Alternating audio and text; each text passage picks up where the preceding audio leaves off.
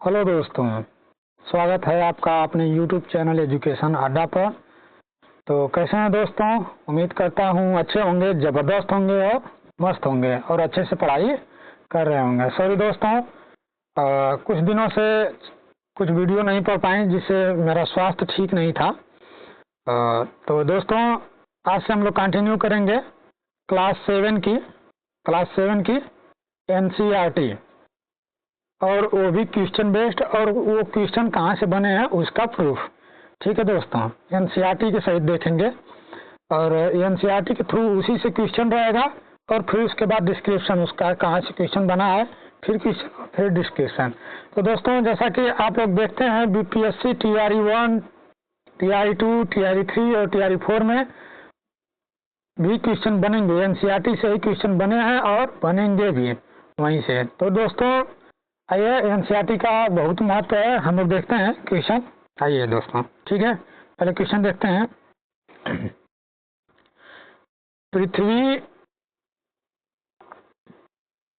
पृथ्वी की सबसे पतली परत है।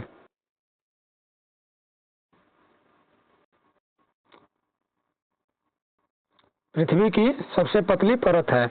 ऑप्शन ए भूपर्पटी, ऑप्शन बी नीफे, option C core, option D उपर्युक्त में से एक से अधिक, ऑप्शन ई उपर्युक्त में से कोई नहीं।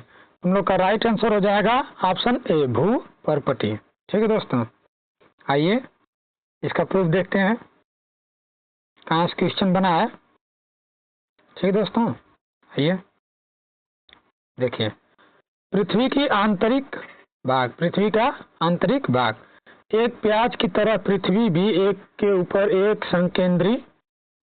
संकेंद्री परतों से बनी है। चित्र संख्या 2.1 में देखेंगे हम लोग। इसमें देखिए परपटी है, स्थल मंडल, फिर मेटल ये है पीला वाला भाग, फिर क्रोड देखिए ये क्रोड है, कलर चेंज कर लेते हैं। देखिए ये क्रोड है, फिर सी में वाय एक क्रोड, आंतरिक क्रोड ये वाला। तो देखिए पृथ्वी की सतह की सबसे ऊपरी परत को परपटी कहते हैं, यह सबसे पतली परत होती है। ठीक है दोस्तों, आइए आगे देखते हैं। महाद्वीपीय संहति के मुख्य खनिज घटक हैं। ऑप्शन ए सिलिका और अल्कोहल, ऑप्शन बी चांदी और अल्कोहल, ऑप्शन सी सिलिका और एल्यूमिनियम, ऑप्शन डी उपर्युक्त में से एक से अधिक, ऑप्शन ई उपर्युक्त में से कोई नहीं। तो हम लोग का राइट आंसर हो जाएगा ऑप्शन सी सिलिका एवं एल्यूमिना। ठीक है दोस्तों, आइए इसका प्रूफ देखते हैं। आइए देखते हैं। सॉरी दोस्तों, अभी एक और क्वेश्चन है इसी में से। देखिए महासागर की परपटी की मुख्य खनिज घटक कौन से हैं? हम लोग का ऑप्शन हो जाएगा ऑप्शन ए सिलिका और मैग्नीशियम, ऑप्शन बी चांदी और अल्कोहल, ऑप्शन सी सिलिका और एल्यूमिना, ऑप्शन डी उपर्युक्त में से एक से अधिक, ऑप्शन ई उपर्युक्त में से कोई नहीं। तो हम लोग का राइट आंसर हो जाएगा ऑप्शन ए सिलिका और मैग्नीशियम। राइट आंसर हो जाएगा सिलिका और मैग्नीशियम। ठीक है दोस्तों, आइए आगे देखते हैं इसका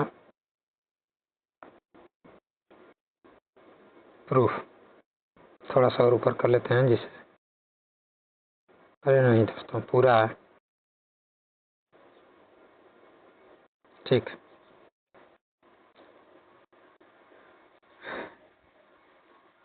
तो ये चैप्टर 2 से क्वेश्चन बना है दोस्तों। चैप्टर 1 से बहुत सारे क्वेश्चन थे नहीं, तो इसीलिए आइए देखते हैं।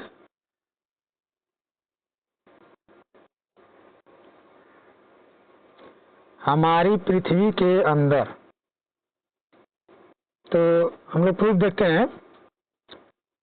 पृथ्वी की सतह की सबसे ऊपरी परत को पर्पटी कहते हैं। यह सबसे पतली परत होती है, देखिए यहाँ, यह सबसे पतली परत होती है। ठीक है, आइए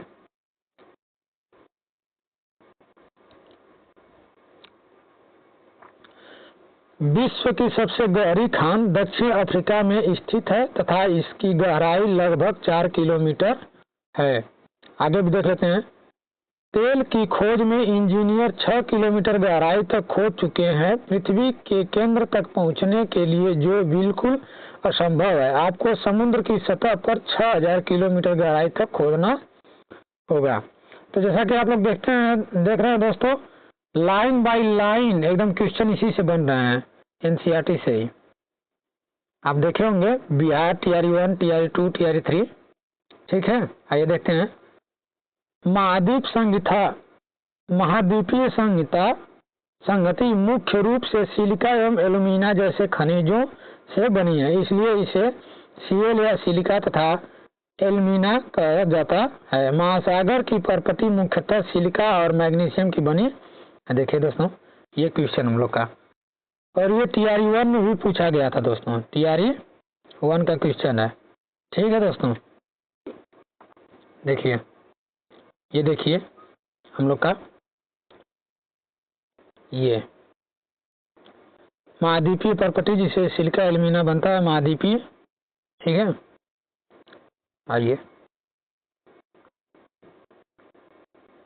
आगे देखते हैं। पृथ्वी की सबसे भीतरी परत है, पृथ्वी की सबसे भीतरी परत है। Option A mantle, option B क्रोड, ऑप्शन सी भूपर्पटी, ऑप्शन डी उपयुक्त में से एक से अधिक, ऑप्शन ई उपयुक्त में से कोई नहीं। तो हम लोग का राइट आंसर हो जाएगा ऑप्शन बी क्रोड। ठीक है, आइए देखते हैं आगे अगला क्वेश्चन। पृथ्वी की आंतरिक परत क्रोड किसकी बनी होती है? पृथ्वी की आंतरिक परत क्रोड किसकी बनी होती है? ऑप्शन ए निकिल और मैग्नीशियम, ऑप्शन बी मैग्नीशियम और एल्यूमिनियम, ऑप्शन सी निकिल और लोहा, ऑप्शन डी उपयुक्त में से एक से अधिक, ऑप्शन ई उपयुक्त में से कोई नहीं। हम लोग का राइट आंसर हो जाएगा ऑप्शन सी निकिल और लोहा। ठीक है दोस्तों, आइए आगे देखते हैं। Question number 6। पृथ्वी की आंतरिक परत क्रोड किसकी त्रिज्या लगभग कितनी होती है? पृथ्वी की आंतरिक परत क्रोड किसकी त्रिज्या लगभग कितनी होती है? Option A 2500 kilometre, option B 2600 kilometre, option C 3500 kilometre और ऑप्शन डी उपयुक्त में से एक से अधिक, और ऑप्शन ई होगा उपयुक्त में से कोई नहीं। तो हम लोग का राइट आंसर हो जाएगा ऑप्शन सी 3500 किलोमीटर। ठीक है दोस्तों, आइए अगला क्वेश्चन देखते हैं। नहीं दोस्तों, ऊपर वाले क्वेश्चन का ये फैक्ट है एनसीईआरटी का। ये स्क्रीनशॉट देखिए दोस्तों, हमने आप लोगों के आसान के लिए, जिससे कि आप लोग को आसानी हो, ज़्यादा खोजना ना पड़े, हम लोग एनसीईआरटी का क्वेश्चन और उसके बाद कहाँ से क्वेश्चन बने हैं वो हाईलाइट करके हम लोगों ने दिखाया है। ठीक है दोस्तों, आइए देखते हैं। परपटी के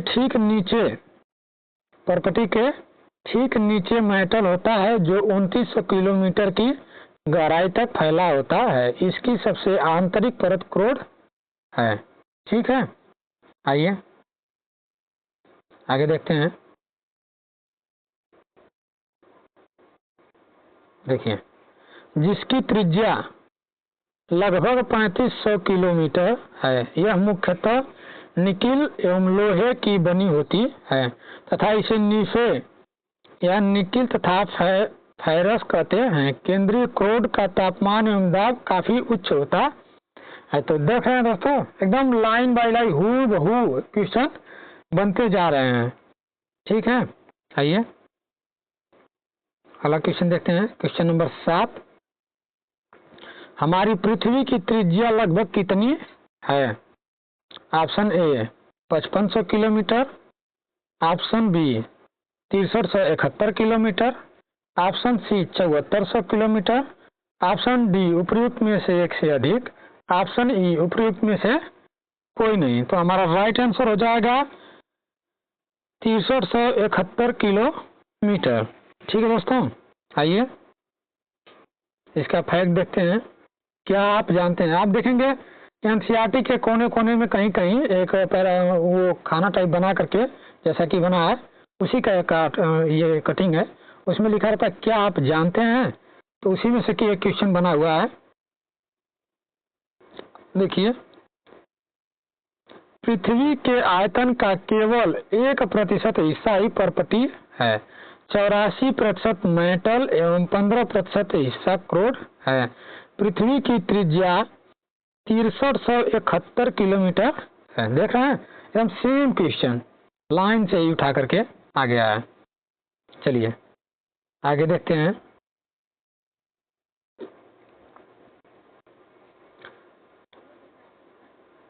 पिघला हुआ मैग्मा पृथ्वी की पपड़ी के अंदर गहराई में ठंडा हो जाता है। इस प्रकार बनने वाली ठोस चट्टानों को कहा जाता है। ऑप्शन ए अंतर्वेदी अवसादी चट्टान, ऑप्शन बी अंतर्वेदी रूपांतरित चट्टान, ऑप्शन सी अंतर्वेदी आग्नेय चट्टान, ऑप्शन डी उपयुक्त में से एक से अधिक और ऑप्शन ई उपयुक्त में से कोई नहीं। तो हम लोग का राइट आंसर हो जाएगा ऑप्शन सी, अंतर्वेदी आग्नेय चट्टान। ठीक है, आइए आगे देखते हैं।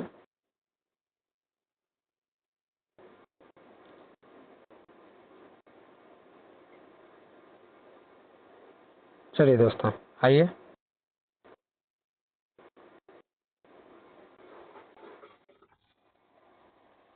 ठीक है दोस्तों, आइए इसका प्रूफ देखते हैं। द्रवित मैग्मा ठंडा होकर ठोस हो जाता है। इस प्रकार बने सेल को आग्नेय सेल कहते हैं। इन्हें प्राथमिक सेल भी कहते हैं। आग्नेय सेल दो प्रकार की होती है, अंतर्वेदी सेल एवं बहिर्वेदी सेल। क्या आप ज्वालामुखी से निकलने वाले लावा की कल्पना कर सकते हैं? वास्तव में आग की तरह लाल द्रवित मैग्मा ही लावा है जो पृथ्वी के आंतरिक भाग से निकलकर सतह पर आता है। जब द्रवित लावा पृथ्वी की सतह पर आता है, यह तेजी से ठंडा होकर ठोस बन जाता है। पर्वती पर इस प्रकार से बने सेल को बहिर्वेदी आग्नेय सेल कहते हैं। इसकी संरचना बहुत महीन दोनों दानों वाली होती है। उदाहरण के लिए बेसाल्ट, दक्कन पठार बेसाल्ट सेलों से ही बना है। द्रवित मैग्मा कभी कभी भूपर्वती के अंदर गहराई में ही ठंडा हो जाता है। इस प्रकार बने ठोस सेलों को अंतर्वेदी आग्नेय सेल कहते हैं। धीरे धीरे ठंडा होने के कारण ये बड़े दानों का रूप लेते हैं। ग्रेनाइट ऐसे ही सेल का एक उदाहरण है।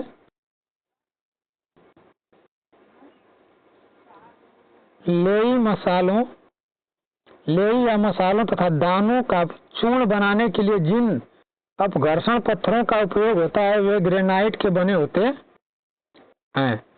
ठीक है दोस्तों, आइए देखते हैं।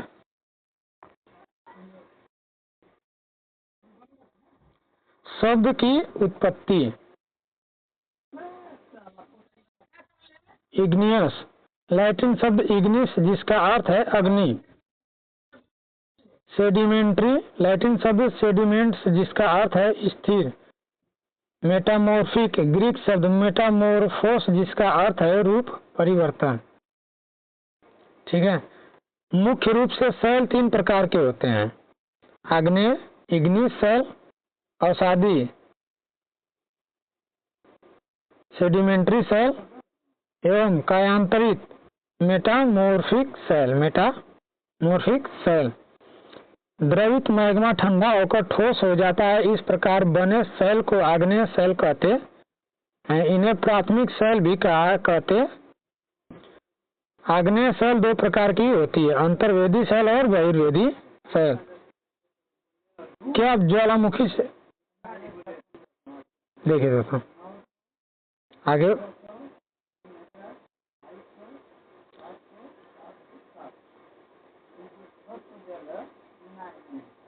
ठीक है दोस्तों,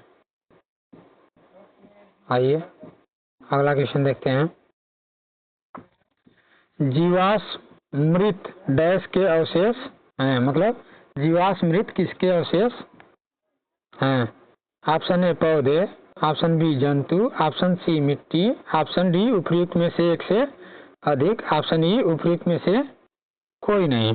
हम लोग का राइट आंसर हो जाएगा ऑप्शन डी, उपयुक्त में से एक से अधिक। आइए देखते हैं कौन कौन से होते हैं। जीवाश्म सेलों की परतों में दबे मृत पौधों एवं जंतुओं के अवशेषों को जीवाश्म कहते हैं। आइए अगला क्वेश्चन देखते हैं। बस दोस्तों वीडियो में लास्ट तक बने रहिएगा, आपको बहुत सारे इंपॉर्टेंट क्वेश्चंस और फैक्ट्स मिलते रहेंगे। है दोस्तों, और वीडियो पसंद आ रही है तो लाइक और सब्सक्राइब जरूर करें और अपने दोस्तों तक भी शेयर करें। ठीक है दोस्तों, आइए आगे देखते हैं। प्याज की तरह पृथ्वी कई संकेंद्री परतों एक के अंदर एक से बनी है। पृथ्वी की सबसे ऊपरी परत को क्या कहते हैं? Option A magma, option B परपटी, ऑप्शन सी सेल, ऑप्शन डी उपयुक्त में से एक से अधिक, ऑप्शन ई उपयुक्त में से कोई नहीं। हम लोग का राइट आंसर हो जाएगा ऑप्शन बी परपटी। ठीक है, आइए इसका प्रूफ देखते हैं।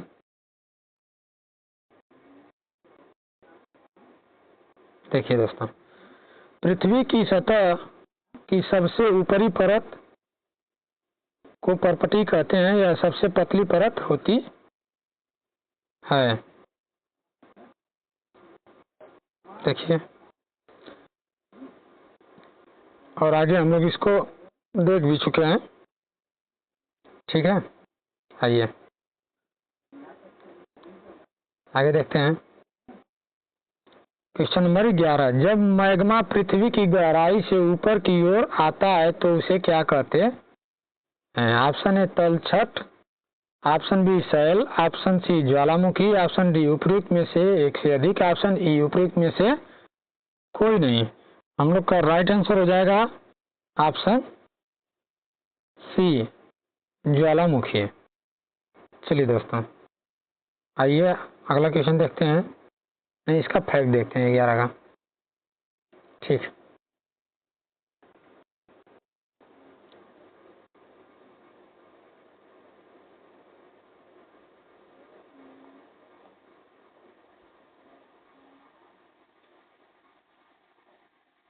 चलिए दोस्तों,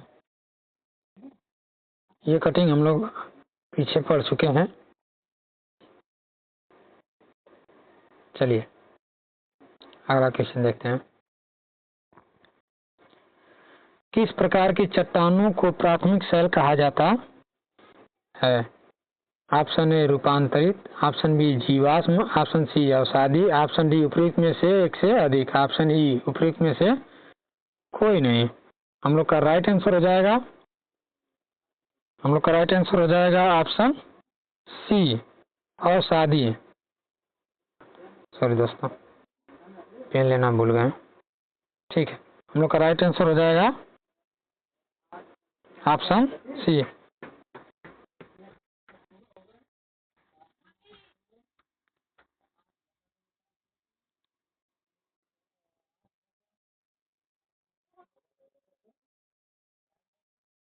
ठीक,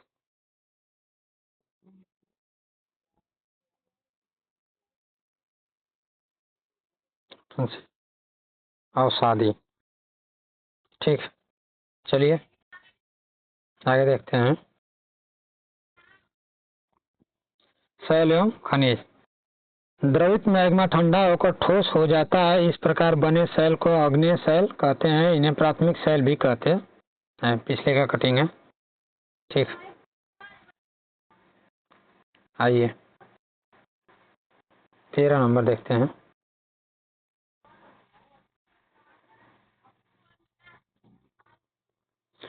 चट्टानें लुढ़कती हैं, टूटती हैं, एक दूसरे से टकराती हैं और छोटे छोटे टुकड़ों में टूट जाती हैं। इन्हें छोटे कण को कहा जाता। तलछट, रेत, अवसाद उपयुक्त में से अधिक। ऑप्शन सी अवसाद।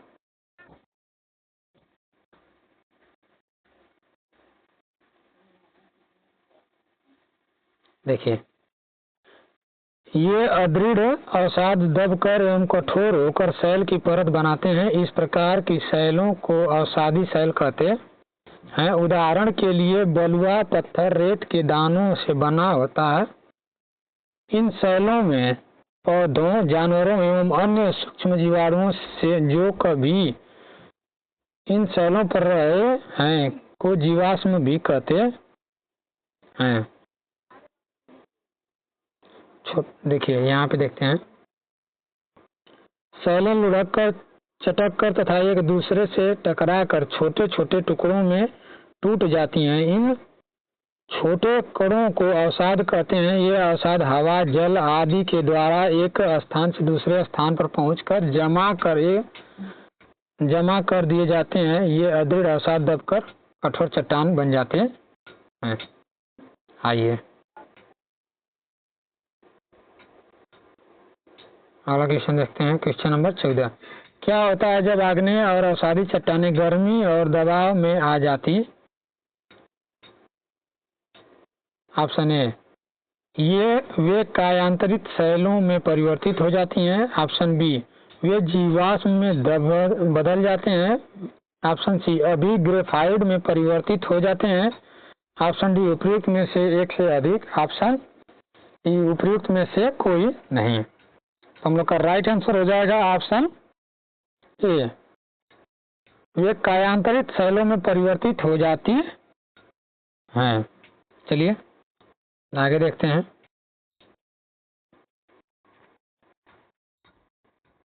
देखिए, कायांतरित शैलों में परिवर्तित हो जाती है, एक सेल का एक चित्र है, ठीक है। आग्नेय एवं अवसादी शैल उच्च ताप एवं दाब के कारण कायांतरित शैलों में परिवर्तित हो सकती हैं। चित्र 2.3 देखिए। उदाहरण के लिए चिकनी मिट्टी स्लेट में एक चूना पत्थर संगमरमर में परिवर्तित हो जाता है। मोस्ट इम्पोर्टेंट क्वेश्चन है दोस्तों, ये तैयारी 4 में पूछे जाने की प्रबल संभावना बन रही है इससे। आइए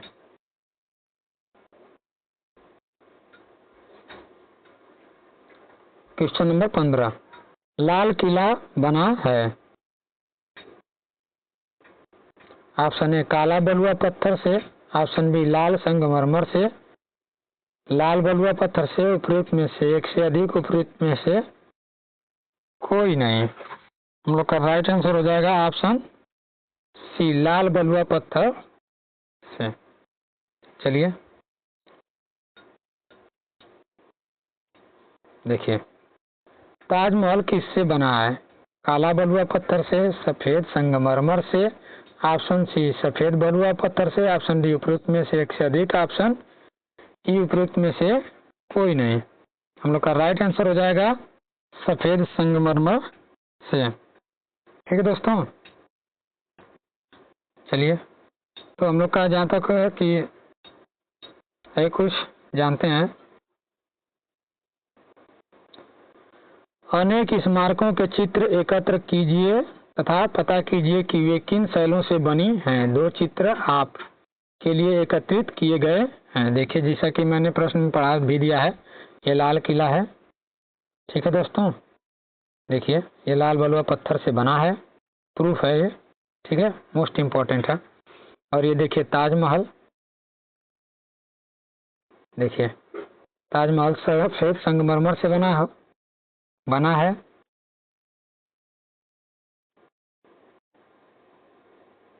देखिए, आपको जानकर आश्चर्य होगा कि किन्हीं निश्चित दशाओं में एक प्रकार की सेल चक्रीय तरीके से एक दूसरे में परिवर्तित हो जाते हैं। एक सेल से दूसरे सेल में परिवर्तन होने की इस प्रक्रिया को सेल चक्र कहते हैं। आप जानते हैं कि द्रवित मैग्मा ठंडा होकर ठोस आग्नेय सेल बन जाता है। ये आग्नेय सेल छोटे छोटे टुकड़ों में टूटकर एक स्थान से दूसरे स्थान पर स्थानांतरित होकर अवसादी सेल का निर्माण करते हैं। ताप एवं दाब के कारण ये आग्नेय एवं अवसादी सेल कायांतरित सेल में बदल जाते हैं। अत्यधिक ताप एवं दाब के कारण कायांतरित सेल पुनः पिघलकर द्रवित मैग्मा बन जाती है। द्रवित मैग्मा बन जाती है, पुनः ठंडा होकर ठोस आग्नेय सेल में परिवर्तित हो जाती है। चित्र संख्या 2.4 सेल चक्र देख सकते हैं आप। देखिए, ये चित्र है, ठीक है। तो हम लोग का चैप्टर अब खत्म होता है दोस्तों। अगर आपको चैप्टर या क्लास अच्छा लगा हो तो चैनल को लाइक और सब्सक्राइब करिएगा और अपने दोस्तों को शेयर जरूर करिएगा। और ये TRE 4 में अवश्य लाभकारी होगा दोस्तों। और मैंने क्वेश्चन और प्रूफ दोनों दिखाया है, ठीक है दोस्तों। सारे TRE के या TRE 1 हो, TRE 1 हो, चाहे TRE 2, TRE 3, सब में यहीं से NCERT से ही प्रश्न भर भर के पूछे गए हैं दोस्तों। ठीक है दोस्तों, जय हिंद, जय भारत।